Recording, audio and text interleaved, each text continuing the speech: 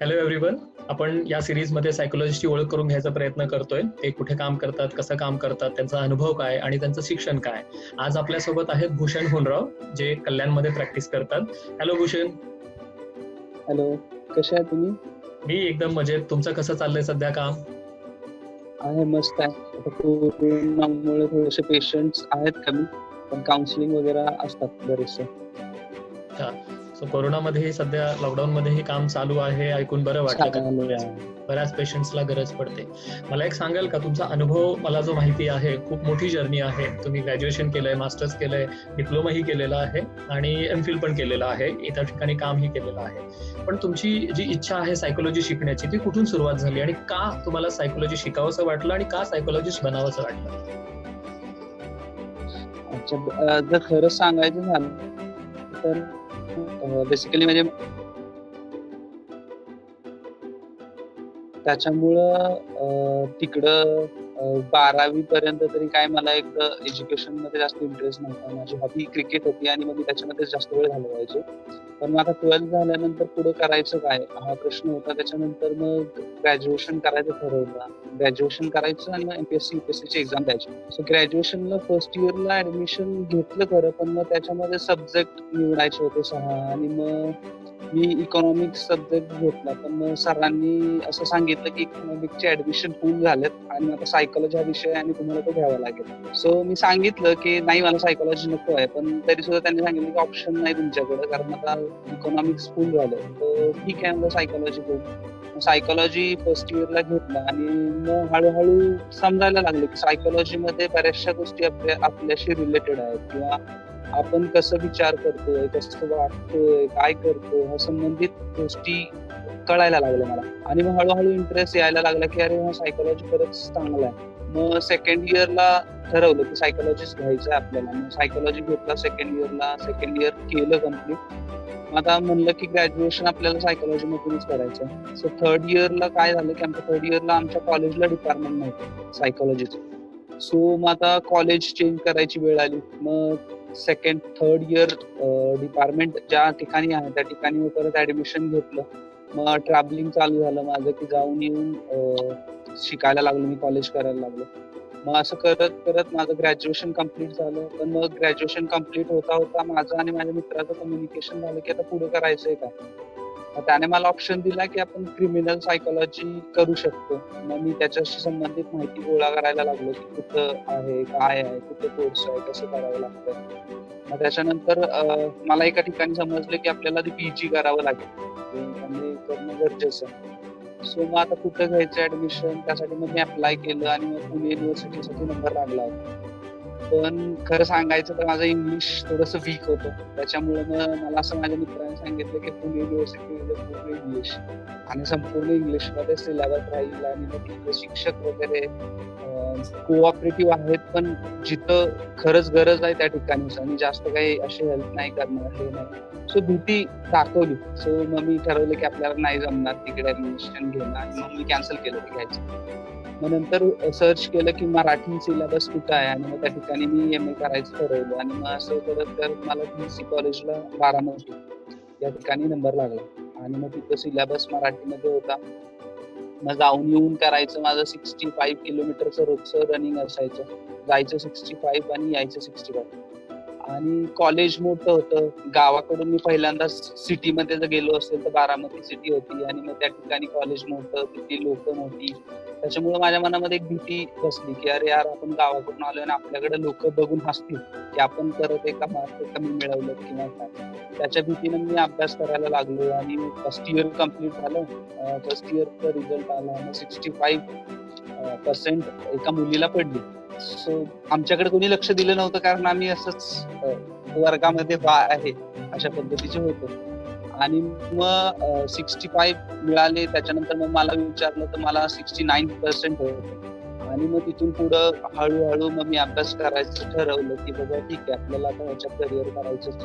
मग second year झालं. मग सेकंड इयर कम्प्लीट झाल्यानंतर मग माझा फर्स्ट नंबर आला कॉलेजमध्ये. आणि त्याच्यानंतर मग आता पीजी झालं. पुढं करायचं काय हा प्रश्न. मग परत माझ्या सरांनी सांगितलं की पेपरमध्ये एक ऍड आली आहे आणि ससूनमध्ये NIMH ला काउन्सिलिंगचा कोर्स आहे. सो तो केल्यानंतर जॉब मिळू शकतो ऍज अ काउन्सिलर म्हणून तुला. सो तू ते कर. सो मग मी त्याच्यासाठी पुण्याला आलो. मग चौकशी केली ससूनमध्ये येऊन. नंतर एंट्रन्स दिली. मग तिथं नंबर लागला. मग तिथं आल्यानंतर मला हळूहळू समजायला लागलं की खरंच काउन्सिलिंग काय आहे, टेस्टिंग काय आहे. तिथं बरेचसे IQ पेशंट्स येतात जे MR आहेत. मग ते बऱ्याच ठिकाणावरून येतात. आमच्या इकडून पण बरेचसे पेशंट्स येतात. सो त्यांचं टेस्टिंग होत होतं आणि मग त्यांना सर्टिफिकेट इश्यू केलं जायचं. त्याच्यानंतर थेरपी काय आहे, थेरपीचे क्लासेस व्हायला लागले. हळूहळू तिथं CBT, motivational enhancement therapy, behaviour therapy ह्या सगळ्या गोष्टी शिकलो. आणि मग आता त्या ठिकाणी असताना आमच्या ज्या प्रिन्सिपल ज्या कोणी प्रोफेसर्स होत्या त्या सांगायच्या की MPhil करणं गरजेचं आहे या फील्डमध्ये. मग ठरवलं की चला ठीक आहे MPhil करायचं आहे. मग एंट्रन्स द्यायची आहे. एक्झाम बऱ्याचशा आउट ऑफ स्टेट होत्या. त्याच्यामुळं मग माझं काही धाडस झालं नाही भरायचं पण. आणि मग मी मॅथ्सचा फॉर्म भरला कारण त्याची एक्झाम पुण्यामध्ये होती. एंट्रन्स द्यायचं ठरवलं आणि मी मॅथ्सची एंट्रन्स दिली पण त्याच्यामध्ये काही बरेचसे मार्क कमी पडले. आणि मग त्याच्यानंतर मनामध्ये असं आलं की हे काय आपल्याला पॉसिबल व्हायचं नाही. मग डिप्लोमा संपत आलं. डिप्लोमा संपत मग मी औंध सिव्हिलला एंट्रन्स दिली, इंटरव्ह्यू दिला होता. आणि मग त्या ठिकाणी माझा कोर्स संपता माझा जॉब लागला. सो तिथं as a me clinical psychologist म्हणून कामाला लागलो. आणि मग 4 महिने तिथं केलं. 4 महिन्यानंतर मला माझ्या फ्रेंडने जे ससूनमध्येच होती तिने सांगितलं की MIT युनिव्हर्सिटीचे MPhilची कॉलेज चालू होते आणि मग एंट्रन्स होतीये तर तू फॉर्म भर. तर म्हणलं ठीक आहे चालेल आपण फॉर्म भरून बघूया. कारण एक एंट्रन्स तर पुण्यामध्येच होती आणि दुसरं आता फक्त थोडं पुण्यापासून पुढंच जायचं होतं. सो मी ती फॉर्म भरला आणि एंट्रन्स दिली. त्याच्यानंतर एंट्रन्स झाल्यानंतर मग एक 4-5 दिवसानंतर रिझल्ट आला की यू आर सिलेक्टेड म्हणून. मग ते पाहिल्यानंतर मला असं आनंद झाला. पण थोड्याच वेळानंतर माझ्या डोक्यामध्ये आलं की अरे सिलेक्ट झालो पण आता पुढे काय. कारण परत एकदा तोच विषय इंग्लिश की सगळाच सिलेबस इंग्लिशमध्ये आहे आणि मग कसं होणार, काय होणार. एवढी मोठी डिग्री आहे त्याच्यानंतर तिथे जाऊन बऱ्याचशा गोष्टी स्पेंड करायच्या. आपल्याला होईल की नाही होईल या सगळ्या बऱ्याचशा गोष्टी माझ्या डोक्यामध्ये उतरायला लागल्या. मग जी ससूनमध्ये माझी जी मैत्रीण होती बेस्ट फ्रेंड. सो मी तिला फोन लावला कारण तिचंही सिलेक्शन झालं होतं. मी तिला विचारलं की तू ऍडमिशन घेत असशील तर मी घेतो, नाही तर कॅन्सल करून टाकतो. ती बोलली की नाही ऍडमिशन घेतो. मग आम्ही ऍडमिशन घेतलं. मग तिथून पुढं जर्नी चालू झाली MPhilची. पहिल्यांदा बऱ्याचशा डिफिकल्टीज आल्या पण नंतर हळूहळू मग मी तो बघितलं की बाबा आपल्याला ह्याच्यामध्ये खरंच करिअर करायचं. आणि मग तिथून पुढे पेशंट्स बघणं, थेरपीज, काउन्सिलिंग ह्या सगळ्या गोष्टी बऱ्याचशा इम्प्रुव्हमेंट झाली. ससूनमध्ये असताना फक्त बेस होता पण जसं MPhilला ऍडमिशन घेतलं त्याच्यानंतर मग खूप ग्रोथ झाली आणि बऱ्याचशा गोष्टी बरेचसं नॉलेज मिळालं. चांगले शिक्षक प्रोफेसर्स होते आणि मग मी अशा पद्धतीनं MPhil कम्प्लीट केलं. तर मी ससूनला असताना बेसिकली मला हे डोक्यात होतं की आमच्या गावाकडची जी लोक येत आहेत सर्टिफिकेशनसाठी तर त्यांना बुधवार आणि गुरुवार 2 दिवसासाठीचं रजिस्ट्रेशनचं होतं. सो मग त्यांना मंगळवारी रात्री यावं लागायचं. मग ते रात्री मुक्कामी राहायचं तर बाहेरच झोपायचे हॉस्पिटलच्या आणि मग रजिस्ट्रेशन करायचे. सो आणि मग बुधवारी टेस्टिंग करून ते सर्टिफिकेट घेऊन जायचे. सो हे सगळं बघून मला असं वाटायचं कुठेतरी की आपण पण आपल्या डिस्ट्रिक्टमध्ये काहीतरी करू शकतो किंवा सोलापूरमध्ये आपण जर ते चालू केलं RCI किंवा टेस्टिंग आणि सर्टिफिकेशन इश्यूचं. सो मग ह्या पद्धतीने मी पुढे प्लॅन करायला लागलो आणि मी आता त्याच्यावरती वर्कआउट करतो. सो बघू की पुढे फ्युचरमध्ये जर काही झालं तर मग त्या पद्धतीने मदत होईल त्या लोकांना जे तिकडून आपल्या मुलांना जे आता ऑलरेडी नॉर्मल आहेत आणि IQ रिलेटेड इश्यूज आहेत तर त्यांना घेऊन येणं आणि त्यांना त्यांच्या बरोबर सांभाळणं, त्यांना घेऊन. तर ह्या सगळ्या गोष्टी बघून थोडंसं वाटतं की आपल्याला केलं. खूप छान छान. तुमचा जो प्रवास आहे तो एक कम्प्लीट सर्कल पूर्ण करण्याचा असा दिसून येतो. एक खडतर प्रवास गावातून बारामतीपर्यंत, बारामतीवरून पुण्यापर्यंत, पुण्यावरून मुंबईपर्यंत आणि इंग्रजी भाषेशी थोडंसं सफर करत, थोडंसं ट्रायल अँड एरर करत तुम्ही इथपर्यंत पोहोचलात आणि finally you are clinical psychologist. तुम्ही चिकित्सालयीन मानसशास्त्रज्ञ म्हणून आता एक पदवी घेतलेली आहे. तुमचा अनुभव छान आहे, ससूनचा अनुभव आहे तुमच्याकडे. आणि पुन्हा गावातल्या लोकांना, आपण ज्या एरियातून आलोय त्यांना काहीतरी हेल्प करता यावं. त्यांचा जो त्रास आहे, त्यांना प्रवास करावा लागतो, रात्री येऊन थांबावं लागतं, तो कुठेतरी कमी व्हावा आणि त्यात कुठेतरी कॉन्ट्रीब्युट करता यावं, यासाठी सध्या तुमची तगमग सुरू आहे. खूप छान पद्धतीने तुम्ही माहिती दिलीत, कारण की बऱ्याचदा आता मला ह्या इंटरव्ह्यूज मधून माहिती लोकांकडून फीडबॅक मिळतोय. हे इंटरव्ह्यूज नवीन जे स्टुडंट्स आहेत, ज्यांना सायकोलॉजिस्ट बनायचं आहे, त्यांच्यासाठी खूप उपयुक्त ठरतात आणि बरीचशी लोक अशा विद्यार्थ्यांपर्यंत इंटरव्ह्यूज पोहोचवत आहेत. तो गावाखेड्यातले जे विद्यार्थी आहेत, ज्यांना मानसशास्त्रज्ञ बनायचं आहे, त्यांच्यासाठी खरंच हा एक प्रेरणादायी ठरेल. आणि मला एवढं गॅरंटी आहे की त्यांनी कॉन्टॅक्ट केल्यानंतर तुम्ही त्यांना योग्य माहिती द्या. स्वतः हा नक्की. प्रवास झाल्यानंतर फायनली तुम्ही सायकोलॉजिस्ट झालेले आहात, तर कसं फील होतं, कसं वाटतं एक सायकोलॉजिस्ट म्हणून पर्सनल लाईफ मध्ये आणि प्रोफेशनल लाईफ मध्ये काय बदल होतात आणि कसे अनुभव येत आहेत? ज्यावेळेस डिग्री कंप्लीट झाली त्याच्यानंतर म्हणजे बेसिकली माझ्या डोक्यात हेच होतं की आपल्याला आता क्लिनिकल सायकोलॉजिस्ट झालोय तर मग आता आपण ऍज अ इंडिव्हिज्युअल प्रॅक्टिस करणं गरजेचं आहे आणि आता सुपरविजन खाली होतो एमपील असताना. सो मग आता वैयक्तिक असताना काय चॅलेंजेस येतील, काय गोष्टी कराव्या लागतील, या सगळ्यांचं डोक्यामध्ये एक प्लॅन आधीच होता. एक्झाम होता माझ्या डोक्यामध्ये या गोष्टी होत्या आणि मग मी त्या पद्धतीने इंटरव्ह्यूज द्यायला चालू केले आणि एक्झाम झाल्या मला लगेचच ऍज अ क्लिनिकल सायकोलॉजिस्ट म्हणून कल्याणला जॉब लागला.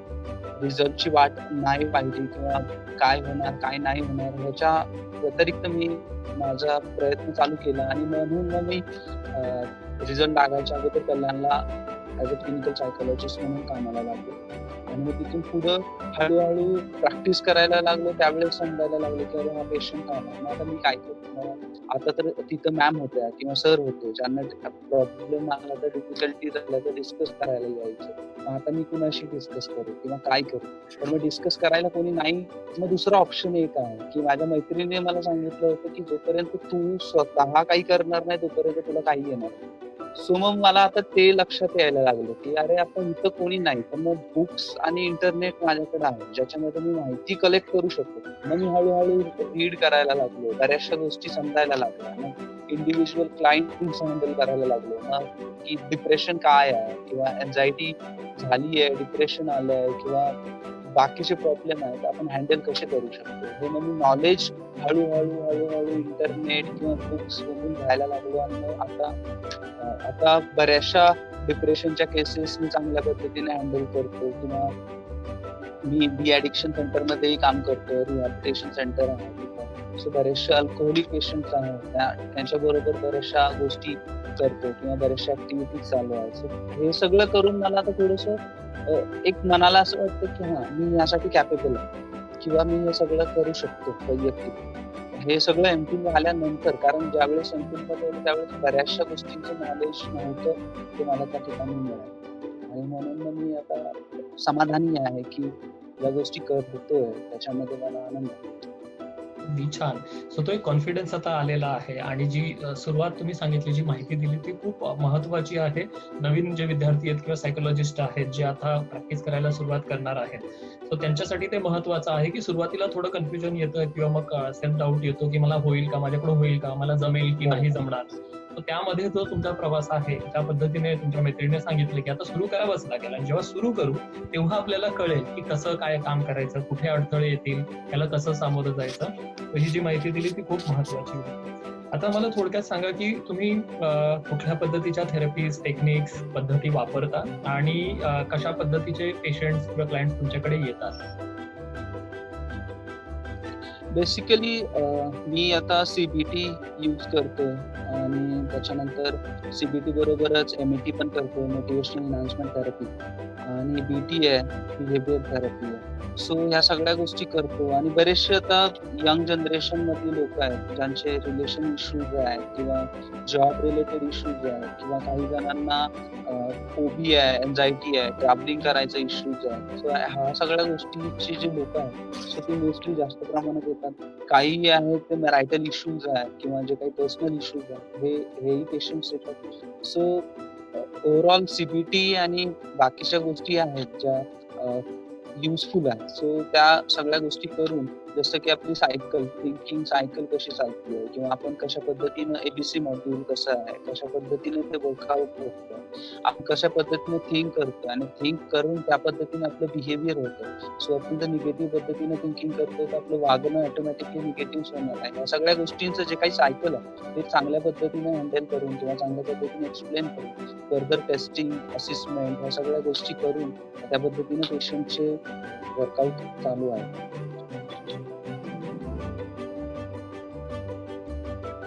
मिक्स पद्धतीचे पेशंट सध्या येत आहेत आणि त्याच्यामध्ये तुम्ही सीबीटी आणि मोटिवेशन एनहान्समेंट थेरपीचा वापर करता बऱ्याचपैकी रिलॅप्ससाठी किंवा पुन्हा तो प्रॉब्लेम होऊ नये त्यासाठी ते महत्वाचं आहे. आपण आजही पाहतो, आता तुम्ही सध्या मुंबई जवळ प्रॅक्टिस करता, तरी इथेही आपण आजही पाहतो की बरेचसे लोकांमध्ये ती हे आहे की सायकोलॉजिस्टकडे न जाणं किंवा मी काय वेडा आहे का, किंवा बऱ्याच साऱ्या गोष्टींमुळे, मिथ्समुळे, गैरसमजांमुळे लोक येण्याचं टाळतात. तर त्याबाबत तुम्ही काय सांगाल? कारण की मानसिक त्रास, मानसिक आजार, व्यक्तिमत्व विकृती या सगळ्या गोष्टी आहेत, व्यसन आहेत, वादविवाद आहेत, पण लोक येत नाही. तर त्याबद्दल तुम्ही काय सांगाल जेणेकरून त्यांना थोडंसं एक भावनिक आधार मिळेल अप्रोच करण्यासाठी? आता हाच अनुभव सांगायचा झाला तर बऱ्याच वेळा जे यंग जनरेशन वाली लोक आहेत ते बऱ्याच वेळा असे बोलतात की आता माझ्या समोर पण एक मुलगा आईला म्हणत होता की आता इथून पुढे सेशनला मी येणार नाही कारण मी काय वेडा आहे का किंवा मी काय मेंटली पागल झालोय का, मला ह्या हॉस्पिटलला घेऊन आलं. पण असं नाहीये की आपण मेंटली पागल झालो किंवा मेंटली इल झाल्यानंतरच हॉस्पिटलला गेलं पाहिजे. बऱ्याचशी चांगली लोक आहेत किंवा जे एज्युकेटेड आहे, ज्यांना माहिती आहे की आपल्याला जर मानसिक त्रास होतो तर तिथे जाऊन सोल्युशन घेणं हा काही चुकीचा किंवा वाईट असा नाहीये. किंवा जसं आपल्याला ताप येतो, थंडी येते तर न सांगता आपण डॉक्टरांकडे जातोच की आपल्याला सर्दी झाली आहे, खोकला आलाय, ताप आला, मग ते न सांगता डॉक्टरांकडे जातो. मग आपल्याला जर झोप येत नाहीये, आपल्याला भूक लागत नाहीये, आपल्याला चिंता येते, सतत टेन्शन, ताप या सगळ्या गोष्टी आहेत. मग अशा काही आपल्याला सोल्युशन जर मिळत नसेल किंवा आपलं वैयक्तिक जसं आता एखादा प्रॉब्लेम आहे आणि आपण एकटेच सोल्युशन शोधायचा प्रयत्न करतो तर आपलं डोकं तेवढं चालत नाही. मग आपण जर जाऊन दुसऱ्याचं सजेशन घेतलं किंवा दुसऱ्याकडून आपल्याला पर्याय सुचला तर याच्यामध्ये चुकीचं किंवा गैर काय आहे? त्याच्यासाठी मनामध्ये हे सगळे ग्रह पाळण्यापेक्षा आपण एकदा तिथे जाऊन भेटणं आणि मग त्याच्याकडून सोल्युशन मागून घेणं की बाबा असा प्रॉब्लेम आहे आणि मग मला असे त्रास होतात, सो त्या पद्धतीचं जर योग्य सोल्युशन मिळालं तर काही प्रॉब्लेम नाहीये. आणि लोक काय म्हणतात किंवा सोसायटी काय म्हणते याच्यापेक्षा आपलं स्वतःचं मन काय म्हणतंय आणि आपण फिजिकली आणि मेंटली कसं स्टेबल होऊ याच्याकडे बघणं गरजेचं आहे. इंडिव्हिज्युअली जर मी विचार करायचं झालं तर मी हेच सांगेल की तुम्हाला स्वतःला काय वाटतं. जर तुम्हाला खरंच मानसिक त्रास होतोय किंवा तुम्हाला खरंच प्रॉब्लेम होतोय तर तुम्ही स्वतः जा, लोकांचा विचार नंतर. आधी आपलं मन जर दुःखी आहे, आपल्या मनाला जर दुःखी आहे तर मग बाकीच्यांचं काय. स्वतःचे मन, स्वतःचे विचार आणि स्वतःची गरज लक्षात घेता येणं महत्वाचं आहे. कारण की लोक काही म्हणत राहतील तर ते बघत राहिलो तर आपण उपचारापासून वंचित राहू, आपण मदतीपासून वंचित राहू आणि त्याने प्रॉब्लेम वाढतो, कमी तर होत नाही. आणि त्याचा आपल्या दैनंदिन जीवनावर, मग ते शैक्षणिक असो किंवा व्यावसायिक असो किंवा कौटुंबिक जीवनावर खूप परिणाम होतो. त्यामुळे मदत घेणं फार महत्वाचं आहे. मला सांगा की तुम्ही कुठे प्रॅक्टिस करता, तुम्हाला वार कुठले, तुम्ही ज्या वाराला प्रॅक्टिस करता, वेळ कुठली असेल जेणेकरून तुम्हाला लोक अप्रोच करू शकतील आणि त्यासाठी कशा पद्धतीने कॉन्टॅक्ट करता येईल, ऑनलाईन ऑफलाईन दोन्ही? आता मी ऍक्च्युली 2 ठिकाणी काम करतो. So Monday to Saturday working hour असतो माझा 9 ते 4. या वेळेमध्ये मी आहे अवेलेबल. मानव हॉस्पिटल आणि मनोदय हॉस्पिटल असे दोन्ही हॉस्पिटल्स आहेत. त्या ठिकाणी मी ऍज अ क्लिनिकल सायकोलॉजिस्ट म्हणून काम करतो. सो या ठिकाणी तुम्ही 9 ते 4 मध्ये कधीही येऊन बघू शकता किंवा कॉन्टॅक्ट आहे तर कॉन्टॅक्टवरती कॉन्टॅक्ट करून तुम्ही बोलू शकता. काही प्रॉब्लेम असेल. खूप खूप धन्यवाद आणि खूप छान पद्धतीने तुम्ही माहिती दिली आणि खूप महत्वाच्या गोष्टींवर तुम्ही जे काही पॉइंट्स मेन्शन केले ते नक्कीच लोकांना मार्गदर्शन करतील. सो मित्रांनो, हे होते भूषण होनराव, क्लिनिकल सायकोलॉजिस्ट जे सध्या कल्याणमध्ये प्रॅक्टिस करतात. त्यांना कॉन्टॅक्ट करायचा असेल तर त्यांचे कॉन्टॅक्ट डिटेल्स मी आता एंडमध्ये आणि डिस्क्रिप्शनमध्ये टाकणार आहे. सो तुम्ही हा व्हिडिओ पाहिल्याबद्दल खूप खूप धन्यवाद. नक्कीच लाईक करा, सबस्क्राईब करा आणि बेल आयकॉन प्रेस करायला विसरू नका. तुमचे जे काही प्रतिक्रिया असतील, फीडबॅक असतील ते कमेंट्समध्ये नक्की सांगा, जेणेकरून आम्ही त्याच्यामध्ये ऍड करू, किंवा आम्ही ज्या तज्ञांशी कॉन्टॅक्ट करतोय त्यांना काही डाऊट्स विचारायचे असतील तर नक्की कमेंट्स करा. मी तुम्हाला हेल्प करेल त्यांच्याशी कनेक्ट होण्यासाठी. Thank you so much. बाय.